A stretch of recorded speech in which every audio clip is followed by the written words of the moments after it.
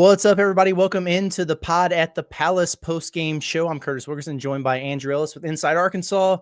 Here following the Razorbacks 79-67 win over Little Rock in a game where, Arkansas did what it has done quite literally all season, which is show flashes of a team that looks like a Sweet 16 or better type of group.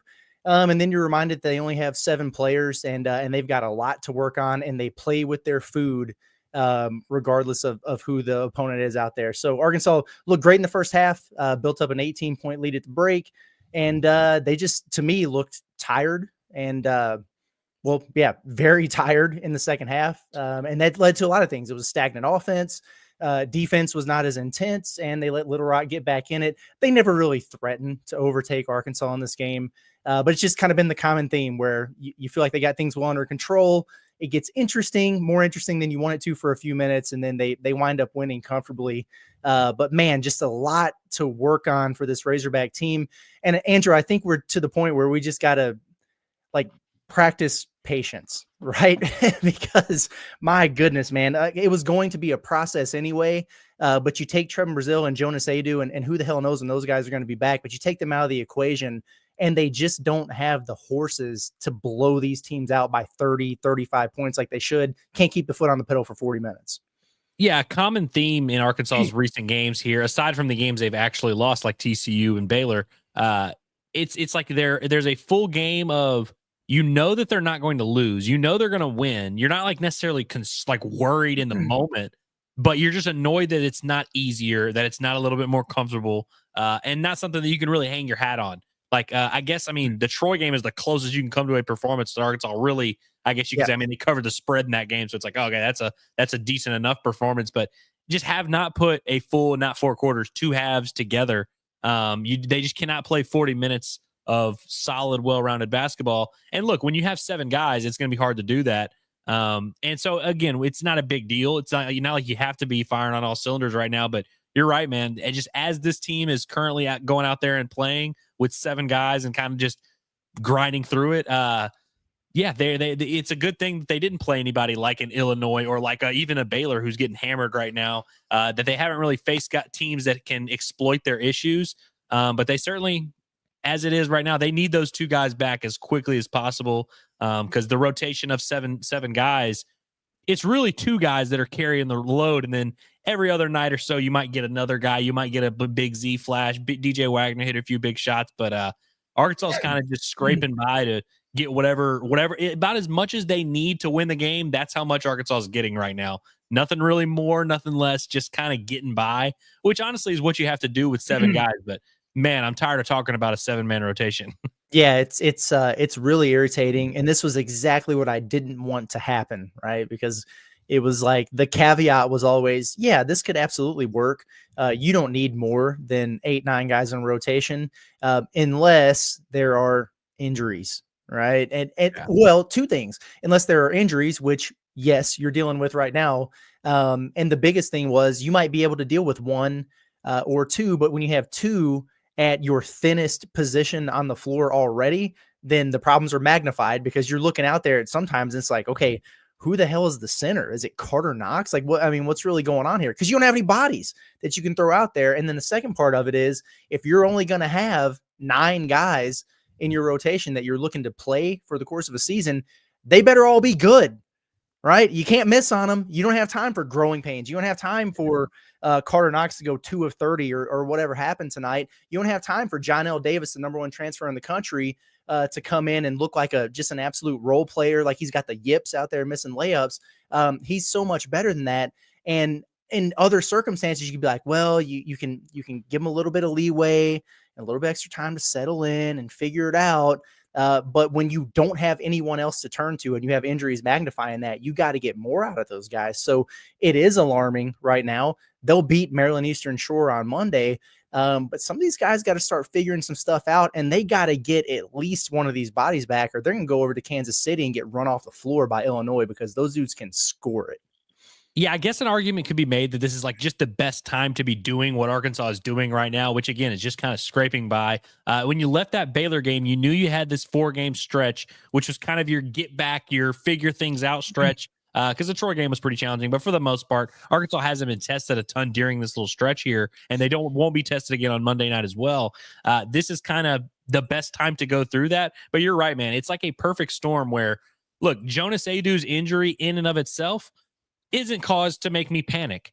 Trevin rolling his ankle really isn't going to make me panic as well. But when you combine those two things and you have Big Z in foul trouble tonight, which he was in, and he was really ineffective in the second half for stretches when he was playing, you can't really have all those things happen at the same time while, like you said, you're also still trying to get Johnell Davis going. Again, you take all these things by themselves, really not that big of a deal. Like Johnell Davis, I'm willing to kind of chalk up, okay, yeah, he had the wrist injury. He'll eventually work his way back into shape, whatever. I can buy that. Or Carter Knox has a rough start to his freshman year. All these things can't happen at the same time. And they can happen at the same time when you're playing Little Rock, when you're playing Maryland East Shore. But you're right, man. Like, it's one of those things that we're giving you some leash, but you got to understand that the leash is going to run out because things are going to start getting real here soon. Have some legitimate tests and face some teams that actually can exploit some of these issues. So you don't have to solve all of these issues in one day. It's not like Arkansas needs to be a finished product by Wednesday, but you'd really like to see some progress in some of these compartments. Because honestly, when it comes to like Nelly and even Carter Knox and a few of these other aspects, they're not really making improvement. We don't know how much closer Jonas Adu is to actually giving them real minutes, let alone being the Jonas Adu from last year. So I just need, like, I'm willing to give this team plenty of time to work it out, play your best ball in March. All that's fine. But I also need to get evidence that they are taking strides toward that. And when they're playing a 7-man rotation, depleted as they are right now, it's really hard to see those signs of light and see that light at the end of the tunnel. Yeah. It was a risk that Calipari took that so far is not paying off. And there is a ton of season left to be played. I think they're going to get Trevin back pretty soon. I wouldn't be surprised if he played a little bit Monday. In fact, if he can, I would like to see that. And people would be like, oh, no, why? Just rest him until Illinois. I don't want that dude to sit out for 2 weeks and then come back for a game like that. Like, if you can get some minutes out of him, that's great. Adu, I have no clue. I don't know what's going on. But for us to be told that he is all healed up and but he's 75%, I don't know what that means. He doesn't look like a guy to me that's just out of shape. He looks injured to me when he's out there on the floor, and now he's been out for 2 more games. So that's mysterious, man. Like, I don't know exactly what's going on with him, but maybe they'll at least get TB back, and we'll see what happens down the road. But some decent individual performances. I mean, Adu Thero did a lot of great things, looked like a lottery pick in many ways. 23 points, 7 of 9 from the field, so super efficient. 9 of 10 from the free throw line, 8 rebounds, 5 turnovers though. Like, you can't have that right there. Arkansas turned it over 19 times to Little Rock, and I get it. Like, those dudes mix up, their coverages, and they'll throw some zone at you. They'll trap every now and then, but a lot of that stuff was just pretty careless. Of Arkansas's 7 players who played tonight, everybody on the team had multiple turnovers except for Billy Richmond, who had 0. Johnell Davis had 2, Boogie Flan had 4, Thero 5, Wagner 3, Avicic 3, Carter Knox 2. That's, you can't really do that. And a lot of those came in the second half, man. Mm-hmm. It's just, I hate doing the tell of 2 halves thing. But that's just kind of what it looked like to me. I mean, they were cooking early. The first half, I was really impressed with some of the things they were doing. They scored the first 11 points of the game. It was turning, using defense to fuel the offense, getting a bunch of turnovers, getting out in transition. And in the half court, even against the zone, the ball was popping, man. It was moving. They were screening the inside man in the zone. They were doing strong side curls. They were flaring screens against the zone to get open threes. It was like a Calipari coaching clinic for a change. And I was like, holy shit, this is awesome. The second half, they're tired. And then what were all the missed shots? The threes, the floaters, they were all short. The defensive intensity, it took a step back. They're tired. And there's no excuse. Like, if you're only going to have 7 guys, you got to have them in shape, because they're going to have to play 40 minutes. And they're not. And that's why they can't put teams away. And that's why it looks like they're playing with their food too much. Yeah, and I mean, with the way that they played in that first half, because it wasn't like it was a half court game where they were just getting a bunch of good shots. Now, to be fair, every single shot they took was a good look in the first half. I was actually kind of astounded. They missed a lot of them. I think in that first half, at one point, Nelly and Carter at that point were like 0 of 7 or 1 of 7, 1 of 8 combined or something like that. But all of the looks were good looks. But with the pace at both teams came out just kind of like bat out of hell in terms of the pace. I think at one point it was 39-17, and Arkansas had like 15 to 20 fast break points in that first half. Like they just got out and ran, and both teams were just kind of going crazy, but it was really affecting Little Rock in a lot more negative way than it was Arkansas. Arkansas was kind of thriving in that pace and overwhelming Little Rock with their athleticism. But like you mentioned, it wasn't sustainable what they were doing, especially when you're playing 7 guys. And you kind of saw that effort and intensity just continue to wane. And yeah, I feel like the pace kind of just caught up to Arkansas, because there was a while I checked at one point and Little Rock had 11 turnovers on 10 steals from Arkansas. It was like all Arkansas just wreaking havoc. And Arkansas at that point only had 6 or 7. But like you mentioned, the second half, Arkansas really caught up to them. And, you know, when you get up, when you kind of deliver that knockout punch, so to speak, maybe Arkansas just kind of felt like they could take that foot off the gas and kind of take that step back. But that's right around the time Big Z got in foul trouble, and it really seemed to snowball on Arkansas. So, I mean, self-inflicted foul trouble too. Like he had 2 fouls and he got 2 within the course of a minute that were just cheap. They were lazy fatigue fouls that you just can't have. He's got a lot of growing up to do. He does so many great things out there on the floor as a rim protector. We know he can shoot the 3. And man, he has his moments. And for stretches in the first half, one of the biggest things I talked about in the preview was how Little Rock runs so much stuff through their post player. They'll get him up to the elbow and just enter it to him. And then everything that they do offensively runs through him. And so it was going to require Z to be dragged out from underneath the rim and have to defend. And he was great, man, in the first half. Second half. And it wasn't just, it was like mental and physical fatigue. Like he was just ball watching, like just did not even see a cutter go right behind him for a layup. He's picking up the cheap fouls in there. He checks back into the game with 4 fouls. Doesn't box out a 6'3" dude and gives up an offensive rebound that leads to a 3. It's the little things with this team. Shortly after that, Boogie Flan comes down. You have a 14-point lead. There's under 4 minutes left on the clock, and you come down, and within 10 seconds of the shot clock, you take a contested 3, just completely unnecessarily, and it leads to a transition layup. A couple possessions later, he tries to up fake a guy, and he does the step through, and he's like 18 feet away from the basket and tries to do like the Kobe Bryant, like off the backboard 1 foot thing. You got 4 guys who are just standing there on the perimeter, or just eat it or call a timeout or something. It's the little things with execution with them that they got to figure out on top of other things. But that's the stuff I can live with, if you're doing all the other things that throughout the course of a game that you need to do, to just put these teams away a little bit better. So I know it's frustrating to people, but like I said, it's like patience is required, but man, patience wears thin with some of this stuff because it's unnecessary, man. I mean, when you have a game where you have 15 steals, not 15 turnovers total, 15 steals, and you also win the rebounding battle as well, and you hold the team to 6 of 22 from 3, that should be an absolute stone cold blowout. Like just listing those, like that should equate to a blowout like 10 times out of 10. You mentioned Big Z failing to block out. Only 3 rebounds for Big Z. He also had 3 turnovers, which is an improvement from the 7. But yeah, it was really ugly there in that second half for him, especially because he had 10 points. Did almost all of them? I guess, let's see. Yes, 7 of them came in the first half because he had a stretch when he hit that 3 where I was like, man, we're getting headband Z. This is 3 games in a row. He's just cooking. But yeah, I felt like, I understand people not wanting to accept the simple they ran out of gas excuse again, even though, clearly they ran out of gas. But for Z in particular, he just hit a wall there. With the even with the foul trouble limiting his minutes a little bit, it just seemed like he ran out of gas there. But yeah, overall, man, the one thing that continues to save this team is you have 2 players who just kind of play out of their minds and carry this Arkansas offense. And it's weird because when you see guys scoring as much as Thero and Fland are, you just in your brain, you picture a lot of breaking guys down off the dribble and creating offense in the half court settings. But it really doesn't feel like that, especially for Thero, but even for Fland, like they're really having to force the issue and like, all right, guys, clear out. We need a bucket. I'm going to get us a bucket. I really liked one of the threes that Flan took that was kind of in the flow of the offense, which I think got it to a 14-point game there with about 7-8 minutes left. Felt like that was kind of when Arkansas could exhale. But Thero goes 7 of 9 from the floor, man.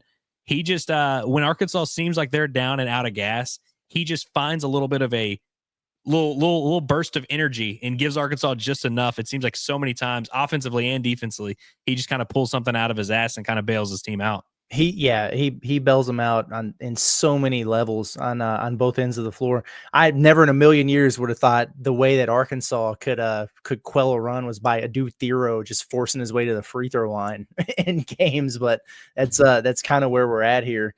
Did he make the play of the year tonight, by the way? Probably. Yeah. The offhand windmill. I mean, that was ridiculous, man. Yeah. It was so casual, like in traffic. It just like, very few people can make that, like look as easy as he did.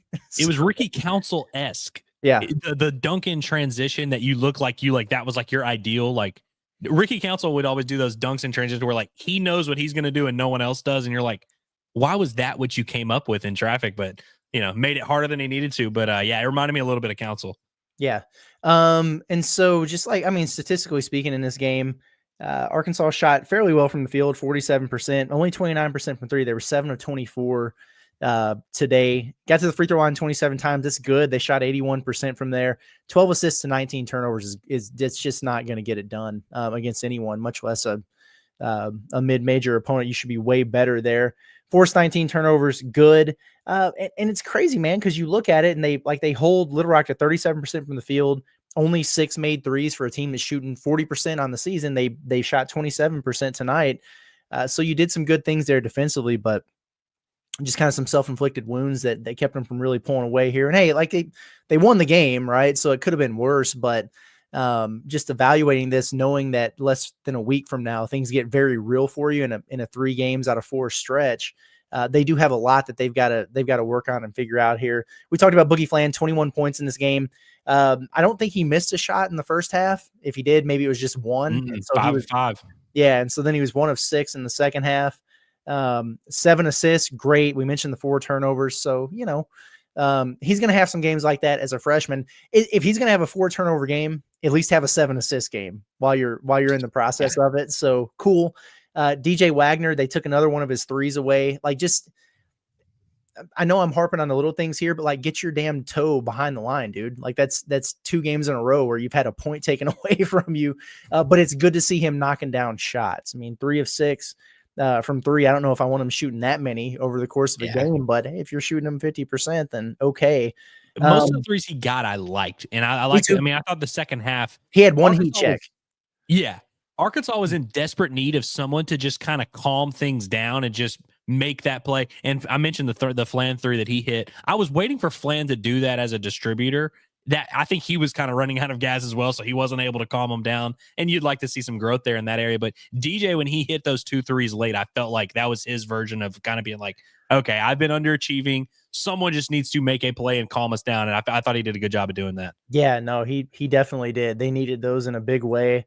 Z, you mentioned it, finished with 10. I think he had 7 of them in the first half. So quiet second half. But Knox and Richmond both finished with 6 points, and they were very different in the way that they got them. I like that Carter Knox is looking more confident and more assertive, but it was a choice to choose this game to do that when you got like half your fingers taped together. And he goes 2 of 11 from the field. And a lot of people were asking me, like, why is he taking so many shots? Well, the answer is because a lot of open looks were he either created for himself or they were created for him. Like, if you get those looks, you got to take them. Like, you got like your best players deferring too much right now. So you got to take open shots. You just got to make more than 2 of them. So that's obviously something he's got to work on. Just lackadaisical out there, man. He just looked like a freshman. Billy Richmond looked a little bit more poised and composed. I like what he did out there. 6 points, 6 boards, 1 assist. He wasn't turning it over, wasn't forcing the issue. That's good. Johnell Davis is a 0 for Arkansas right now. He's giving them nothing. And now not only does it look like they don't know how to use him, it looks like he doesn't know how to use himself. He's got the yips. When he missed that layup, I immediately thought, this dude's pressing. He's in his head.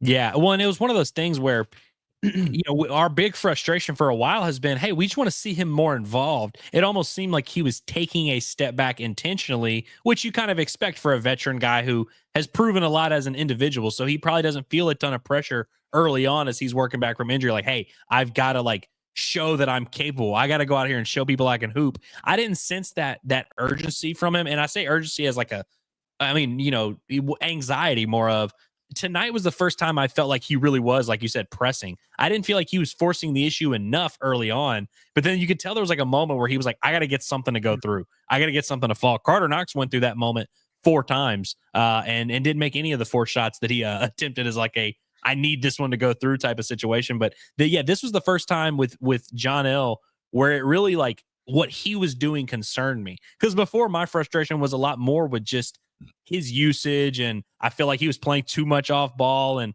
again, I thought it was more by design.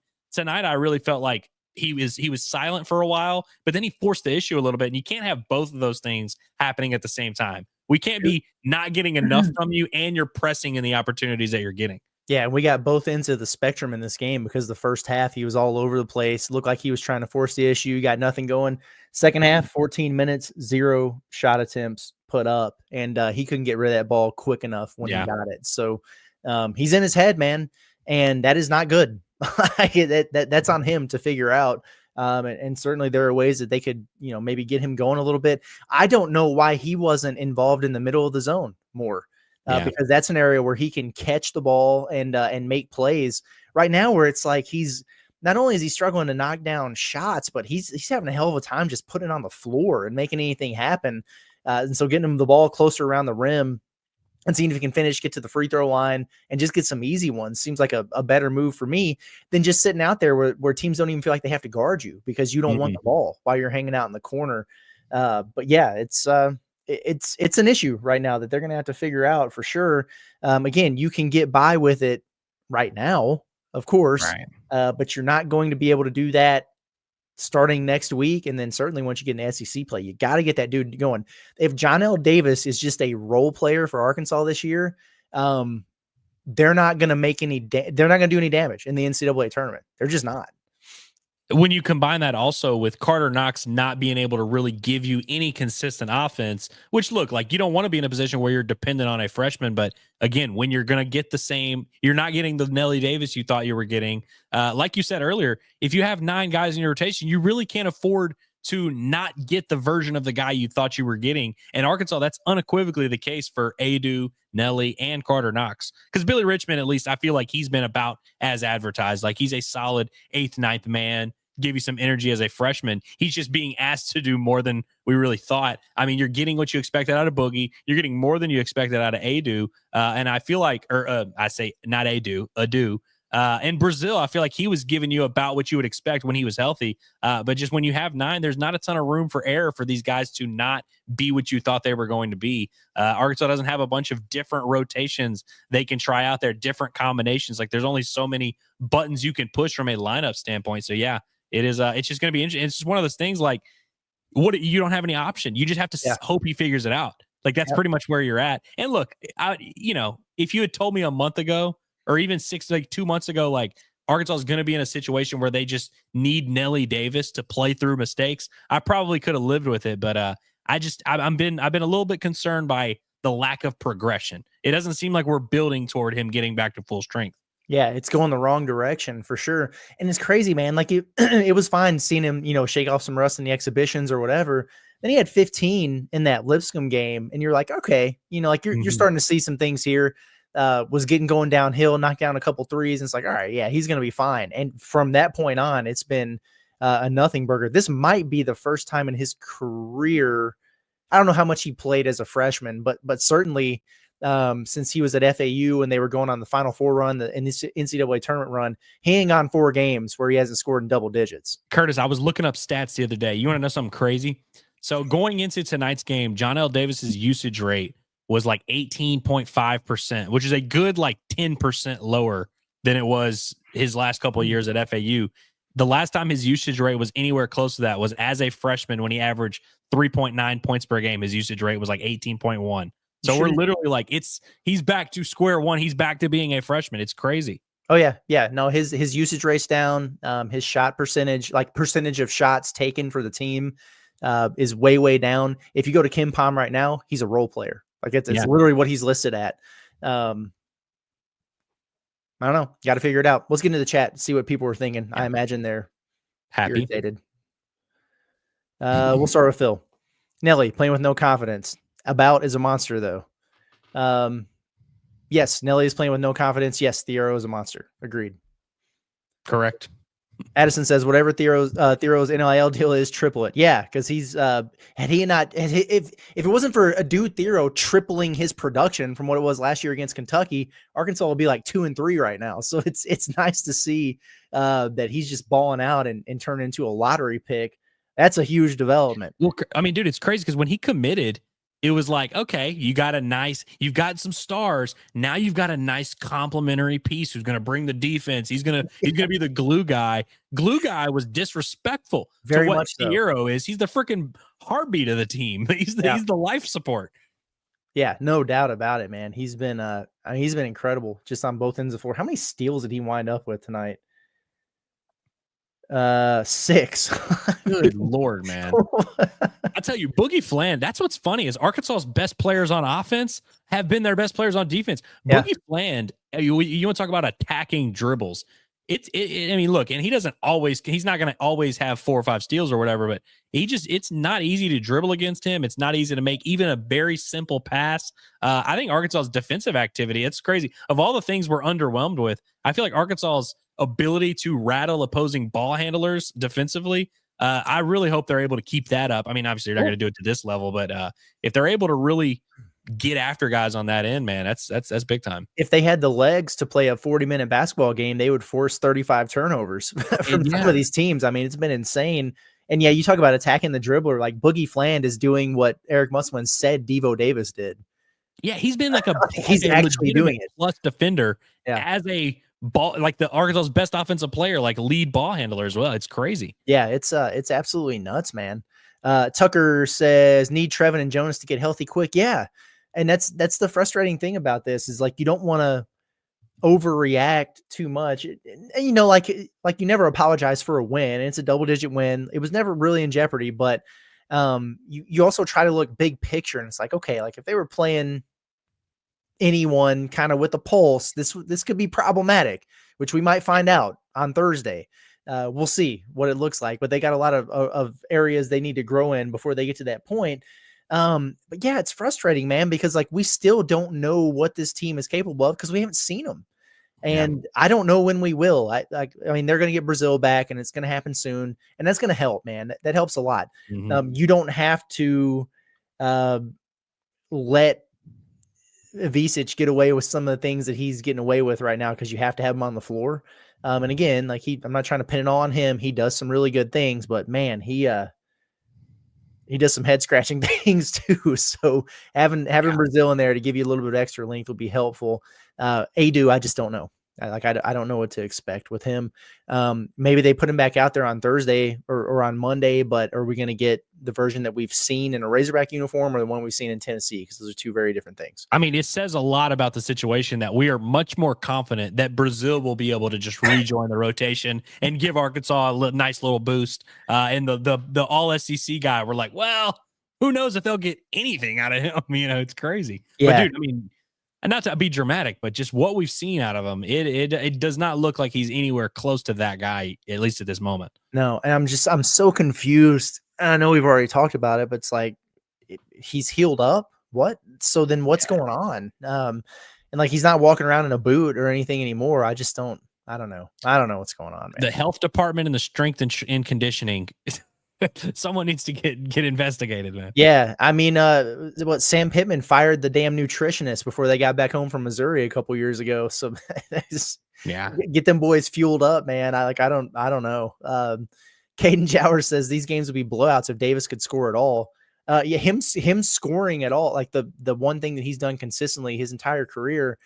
Yeah, that would help. And here's the thing: sometimes people are like, "Oh, well, he was at a mid-major or whatever."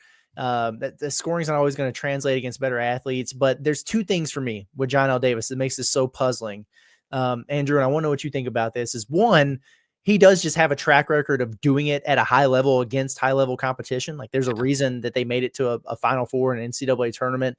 You go look at his game logs against power conference opponents, and it's a pretty healthy sample size. And he's done it, but it's a lot of those guys who transfer up were just chuckers for like mid-major teams. He was about one of the most efficient players in the country last year. We talk about that 50, 40, 90 club that you try to join. And he was like this far away from being that last year. Yeah. Like he was like 49% from the free throws are why he couldn't get it. Yeah, 49% from the field, and he's 40% from three, and then 87% from the damn free throw line. So like he's almost in the elite status of efficiency, and we're just not seeing it right now. And I get it. Cal talked about like his arc being off and everything. And so that part of it, like the shot itself, I'll give it to you with the wrist injury, because I understand grip strength, forearm strength, your range of motion in the wrist, all that stuff is impacted. So it's going to take you a time to maybe get that rhythm back a little bit. He's been out of it for a month now, but I'll give you that. But it's, for me, the more concerning thing is he just doesn't look comfortable, man. He does not. And I don't know if it's just like, hey, I know I don't have my shot right now, so I'm trying to find myself or what, but you see him out there on the floor and he looks like a shell of himself, confidence wise, with his ability to put on the floor and just make things happen when maybe he doesn't have his A game. He's still competing. Like he's playing his ass off on the defensive end of the floor. I'll give him that. He's a plus on that end. He's playing hard, but there's something going on. And it's more than just physical, in my opinion.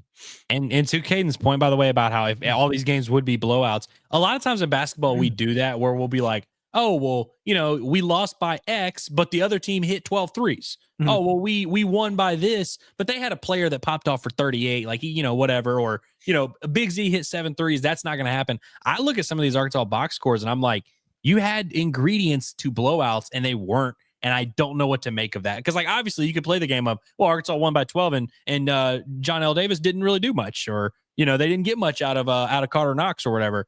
But I look at it and I'm like, you had 50 turnovers and you weren't able to turn that into X amount of points. Like I'm looking at the other way and I'm like, not sold that these variables are going to flip in Arkansas's favor. Yeah. I'm kind of with you on that one. From Hayden here, he says, does Z's body language kind of suck sometimes, or am I reading something into nothing? Not to be stereotypical is probably not the word. That's a European thing to a degree, like that kind of like reactions to certain things and everything. There've been a couple times where like I've seen him kind of yelling at teammates when maybe he makes a mistake or showing some frustration and everything like that. And so I'm sure it's something with a young player that they're trying to work on. I'm not overly concerned about it, but to your statement there, like I've noticed some of that. I think a lot of it is being a 7'2" guy that's tired. I think it's really hard to have good body language when you're a big donkey struggling to move and you're tired. Yeah. Like I think it's more just literal exhaustion. I don't think it's like he's quitting on the team or he's defeated. Yeah, no, yeah, nothing like that. I haven't seen any like give up efforts or anything like that. I have seen him yelling at his teammates, but whatever. That's just going to kind of happen.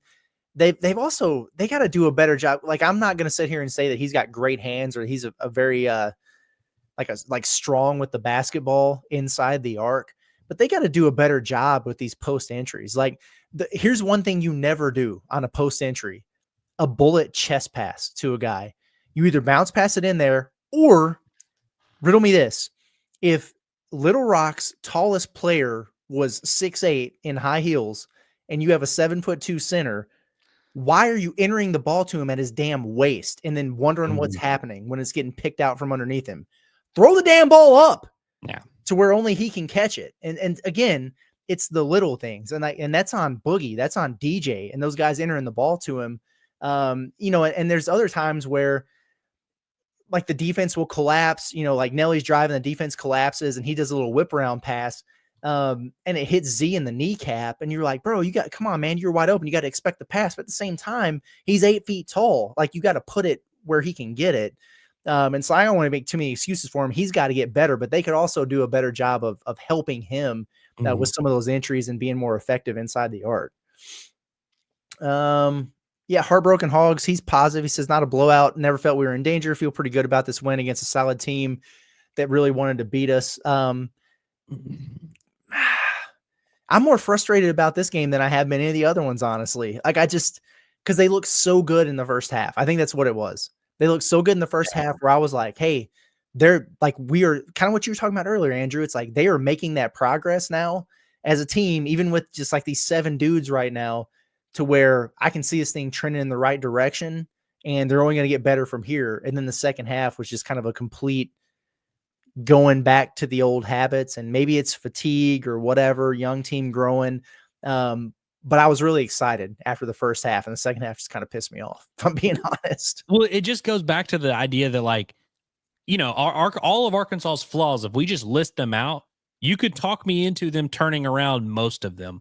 I just need them to, like, I need to see flashes of progress in those key areas here and there. It doesn't even have to all come at once, but I need the random 24-point Nelly Davis game. I need the game where Arkansas doesn't have a bunch of horrible second half turnovers. I need the game where they don't run out of gas. I need the game where, you know, they have 2 front court players that are able to give them quality minutes. Hopefully that comes when Trevin Brazile comes back. But like, until I really see like signs of progress in some of those key areas, which again, I'm saying, I think are things they can turn around, but I think we just keep waiting for that. We keep assuming that Johnell Davis, okay, he's at here and he's going to get closer and closer to peak, and it just hasn't really gone that direction. And so that's what's so frustrating about today's game. Like, the actual result doesn't concern me that much, but it's more just about the fact that I don't feel like they're moving toward their goal. Yeah, no, I think that that sums it up pretty well. I like that. Danny Burtis says Z and Knox need to play way less. We really need Jonas and Trevin back. Is Nelly going to be a role player? We talked about Nelly. He can't be a role player. Z and Knox have to play, right? I mean, they have to. So you're right. You can't play anybody less, frankly. Yeah, no doubt about it, man. That's just kind of where you're at right now. And I think that's part of what makes it so frustrating. And Cal even kind of hinted at this with Carter Knox, where he was like, now he's going to have to play, because before he was saying like, we're trying to win games. Like, I can't just let this dude play through some mistakes or play through some awful shooting nights. Like, I can't do the thing where it's like, okay, let's get your confidence going a little bit because we got to win games. Now he doesn't have a choice. And we saw that tonight. And so again, like, I like that he, you know, is not like crawling up in a shell and hiding, and that he was being assertive, but like, you know, at some point when you're at 2 of 11 or like 0 of 6 from 3 or whatever, it's like, all right, well, maybe, you know, just dial it back a little bit, guy. So I don't know, but it's, and the crazy thing about it with him is the one thing that Carter's always been able to do is score. And it's been his defense that's been in question, but so far, you know, in his college career, scoring just hasn't been a thing. And he's actually been pretty decent. He has some moments, but he's been pretty good. He's still trying on that end for sure. Yeah, I'll give him that. I'll give him that for sure. Let's see.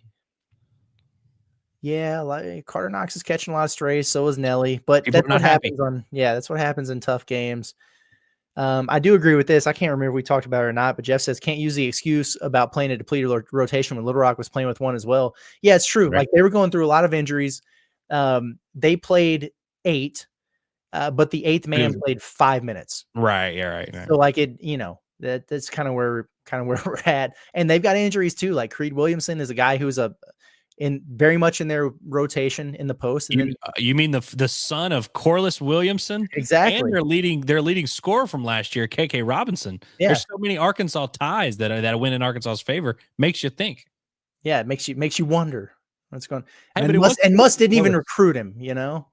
It was cool to see Corliss, because I mean, he hasn't been able to go to many Arkansas games over the years, because obviously he's been coaching or playing in the NBA for like 20 something years. So it's kind of cool that it was able to work out. And obviously it sucks that he didn't get to watch his son play, but it just was cool because you really don't get to see Corliss in Bud Walton hardly ever.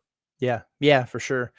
This is a decent point here from Hogfan878. He says, doesn't help that the hurt players are upperclassmen and should be the team leaders. Yeah. I mean, that's another part of it. You know, like Trevin, say what you want about the kid, but he's a 4-year college player. He's been in the SEC his entire career.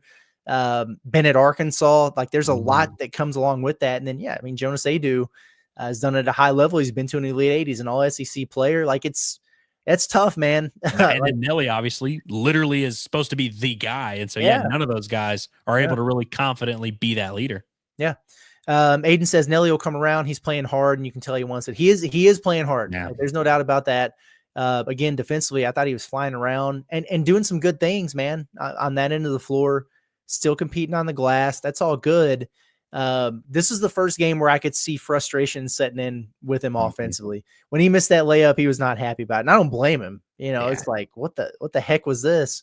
It's like those dreams. Have you ever had that dream? Oh, yeah. Like on the basketball court, and it's like, oh, I got a wide open layup and I miss it 10 times. I'm like, what is going on? You know who I saw talking about this phenomenon? Israel Adesanya. And he said that's how Iowa Strickland felt. It was just like he just didn't have the strength to. You're like, wait a minute. Oh, crap. I can't do this. Crazy, man. Absolutely crazy. Yeah. And I like this. I mean, a lot of people saying if Arkansas gets healthy, they'll be, and I agree. If at full strength, I really do think this team could be not just good, but like really, really good. We just got to get there, Right. And I understand like 8 and 9, those numbers may not sound vastly different from 7, but when you're talking about bodies on a basketball floor for a 40-minute game, that really is a massive deal. It's going to be a massive deal when they get Trevin back, especially because they're both in the front court. Going from 7 to 9, like that is a complete game changer. Yeah, no doubt about it. Ryan McDaniel says, why do we only have one baseline out of bounds play? It's because Little Rock zones baseline inbounds plays. Most teams Arkansas has faced have gone man, and they've got a few different things they do for that against the zone. And like there's certain quick hitters you can run for that. But let's be honest here, like Arkansas, they're not gonna get layups off their baseline inbounds. This ain't Eric Musselman from that standpoint. Just find the outside man, put your elbow in him, and lob it over to the 7-2 guy and get into your offense. I was gonna say it's easier to get the inbound in, but it's harder to do it creatively. I say that with the understanding that multiple times they did that, and then Z immediately had the ball poked out from his freaking hands. Yeah. So like I get it. I'm sure they'll probably add to that, but I think that's why they were just doing the same thing in this game. Fishman wants Brandon Garrison. I thought that was interesting. They shouldn't have taken him to C4 for breakfast, and then they would have had him.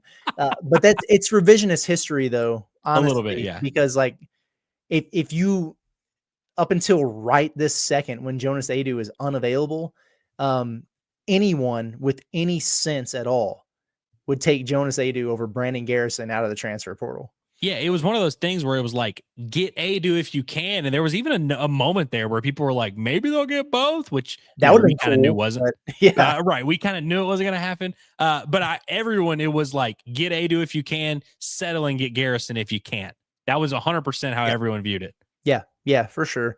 And so like, I get it. Like I'd rather have Garrison now because he's like physically on the floor, but yeah, sure. Yeah. Like at the time, it's Jonas Adu was one of the top 10 transfers in the country, an all SEC guy. You just hope that you get something close to that version from him. The student section here says, we've now seen 7 games of this version of Johnell Davis. Should we start to curve/adjust our expectations for him?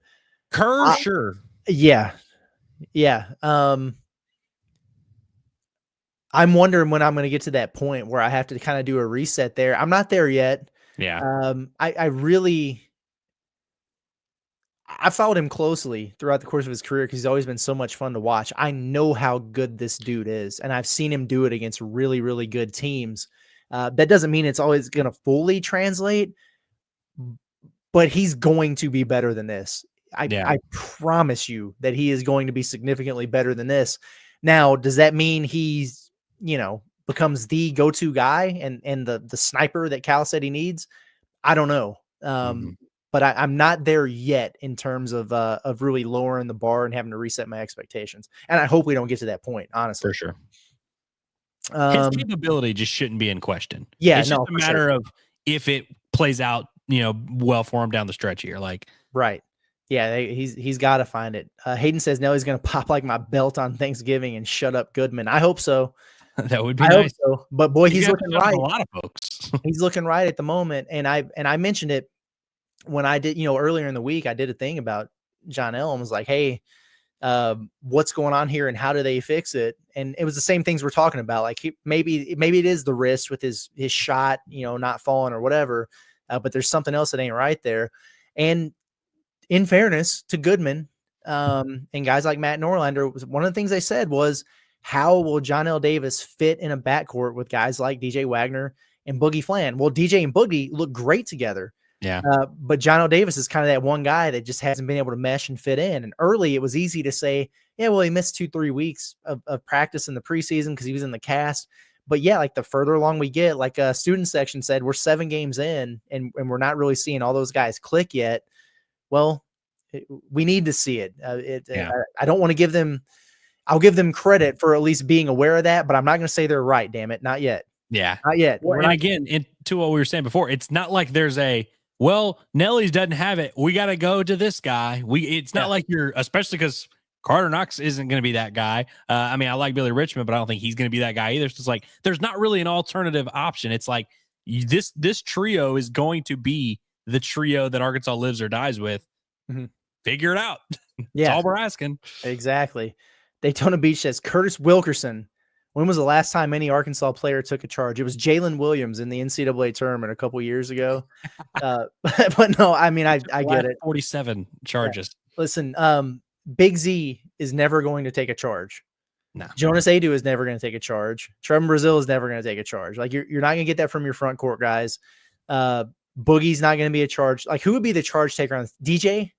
I feel like a Thiero would take one here and there, but he does like to contest shots a lot, though. Yeah, I think DJ is probably the guy who just by default kind of has to do it. I think so. Yeah, I could see Nelly baiting a guy. Either I could see Richmond or Knox. Matter of fact, Richmond or Knox, like I dare you. Yeah, you want to once this rotation we really get all 9 guys. You want to be in it consistently. Get on that floor. Yeah. But to be fair, they also have literally tried to phase that play out of college basketball, and they've done a pretty decent job at it. They're way down these past couple of years. Yeah. Student section says attendance looked much better. I don't know if that's because of the in-state game though. Attendance was better. Yeah, there were absolutely more people in there. I would say probably 15,000 in there. Like I thought it was a pretty well attended game. I felt a lot of juice like leading up to the game. I'm just being honest. I didn't feel it during the game. And I understand like the second half left a lot to be desired there, but I'm just being honest. Like even in the first half when, Arkansas, it was like steal after steal, dunk after dunk, 3 after 3. And you think it would be overwhelming. Right. And like when Little Rock would have the ball and like when Arkansas was really heating them up defensively, like you weren't getting any defense chance. You weren't getting any, like it wasn't loud. So like I really wasn't that impressed. I'm just being honest, because I've seen this place just absolutely freaking rocking. But I am very happy that there were way more people in there. And maybe once this team gets healthy and figures it out, people get a little bit more excited about what they're seeing. Crowd gate continues. That's right. Yeah, it's not over yet. Progress, baby steps is what they made. But so. True Soldier says, dude, UK would destroy the Hogs right now. Yeah. I mean, to be fair, they're destroying a lot of folks these days. Yeah, they would. Good thing they don't play until February, Yeah. I mean, truly. Yeah. Edward says, blowouts make you overconfident. Close games keep you humble. Keep that carrot in front of them. I like this. I like this mentality. Yeah, I mean, there's some truth to that. But, close games against bad. I'm not saying Little Rock's a bad team, but just in general, like teams that are not as good that you're going to face, that means it's a reason to wonder like why you're not blowing them out. So it would also be, I actually do genuinely agree with this like stance, but I will say it's a little bit different than if this game had just been a 10 to 12 point game the whole time. Yeah. They were up by like 20 and then kind of let it dwindle down and then got it back up and then let it dwindle down. Like it wasn't like a consistent struggle necessarily. Yeah, exactly. Trey says, how good would the Trojans be with KK? Well, they were projected to win the OVC and go to the NCAA tournament, and they might do it anyway. Honestly. I'll tell you, they're actually they might be better than I thought they were. Yeah, when they get and it's what people were yelling at me in the preview because I said I thought this was Arkansas's toughest home test yet, and it's like, well, Lipscomb is 30 spots higher in KenPom, as if KenPom is a good metric to refer to 5 games into a season. KenPom is a human being's name. But relax. But I get it. But the point is, I mean, they've got higher end talent. They've got 3 SEC guys on their roster. Dude, Lawson's good. That kid's good. Lawson's good. Mwani Wilkinson, like you let him cook a little bit. He looked a hell of a lot better than he did at LSU. Did he come back in the game? He did, yeah, which was good to see. Their other league guard is a good player. Their post player, 21, he's good. He would never be able to play in a high major, but he's really good for that league. And then if they get Creed Williamson back, get a little bit more size and rebounding in there, that's a team that could absolutely win the OVC and get to the NCAA tournament. So it's a win that's going to age pretty well because I think they're going to wind up winning quite a few games for sure.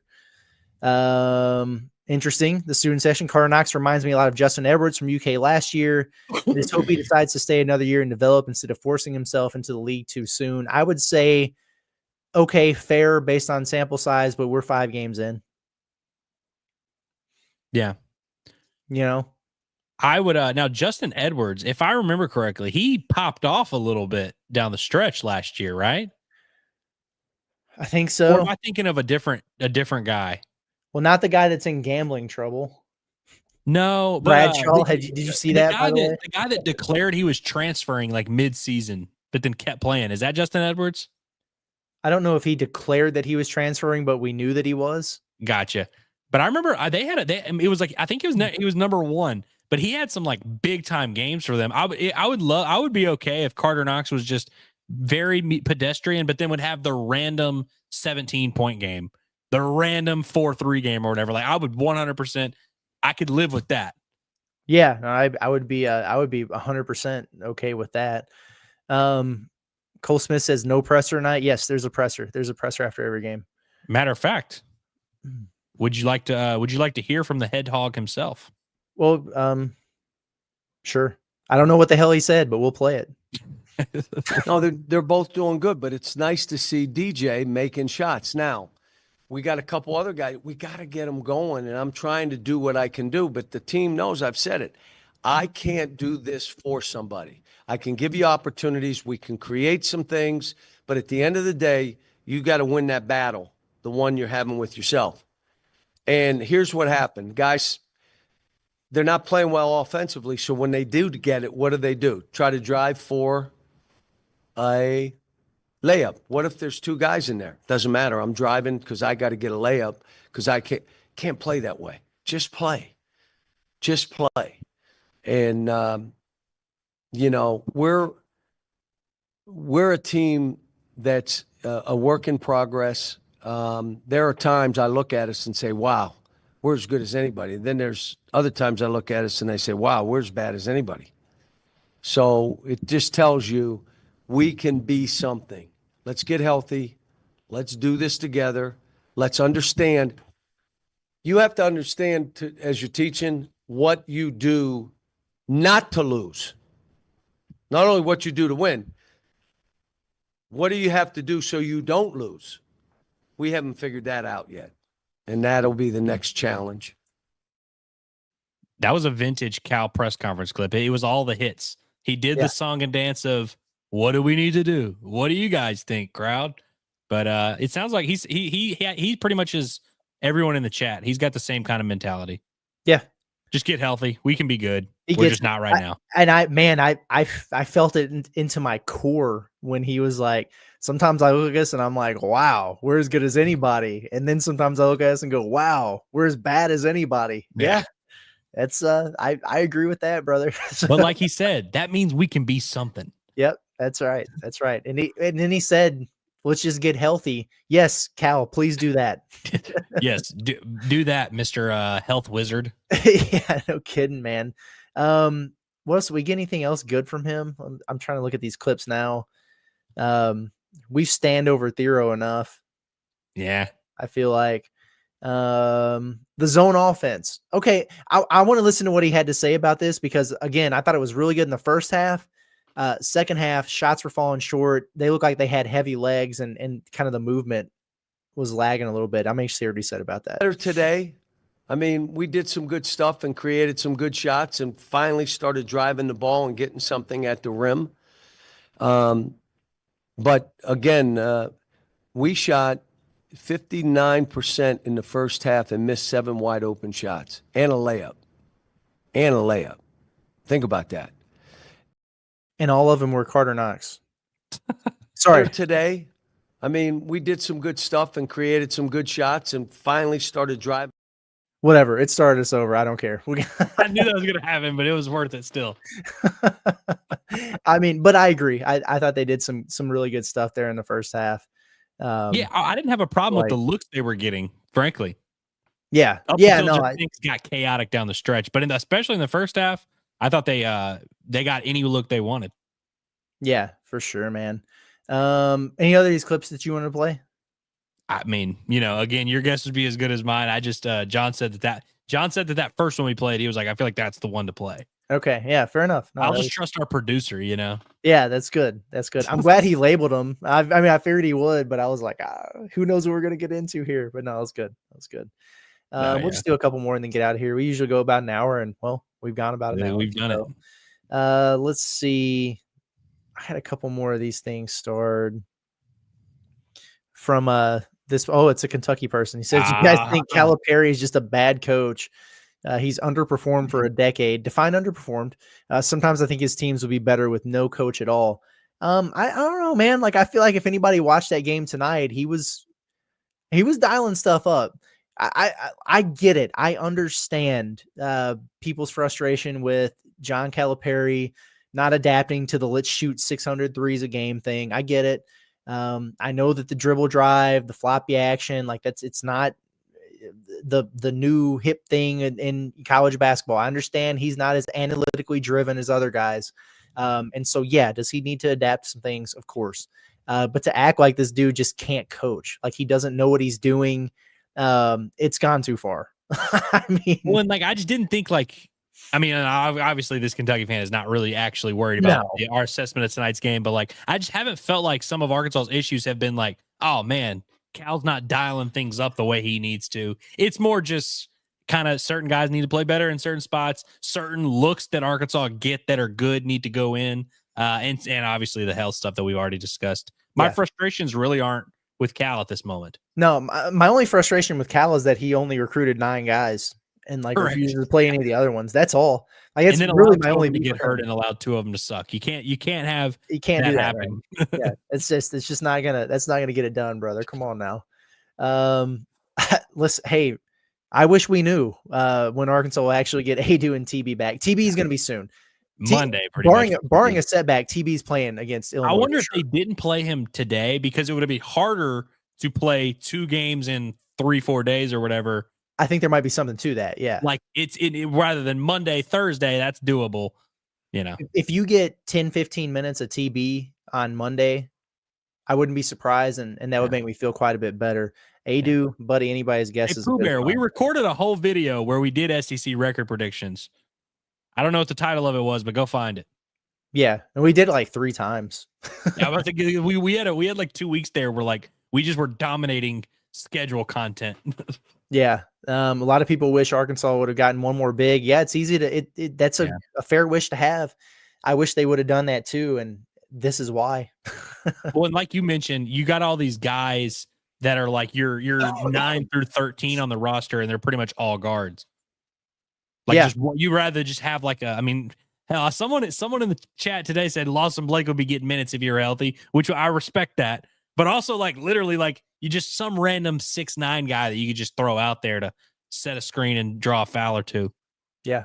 Yeah, exactly. You need Kamani Johnson would be playing 23 minutes on this team. Just feasting on dudes. G League player Kamani Johnson. Nut cutting time. You put Kamani Johnson in the game. Let's see. We got anything else here? Somebody saying Knox isn't going to the NBA. That's easy to say right now. Yeah. I think he'll go at some point, which, by the way, I pulled up Justin Edwards' stats. Yeah. I would kill for Carter Knox to have this season. He averaged 9 a game, but he was 48.6 from the field and 36.5 from 3. I think he was streaky from 3, but he had some games where he hit 4 or 5 threes. I would murder a small child for Carter Knox to have that season. That's pretty good. I mean, I'm not promoting it now, but I get it.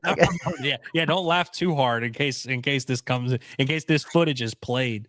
Exactly. Anything else you need to get off your chest before we get out of here? We got to save some of our vocal cords for this damn football game Yeah, tomorrow. we do. So.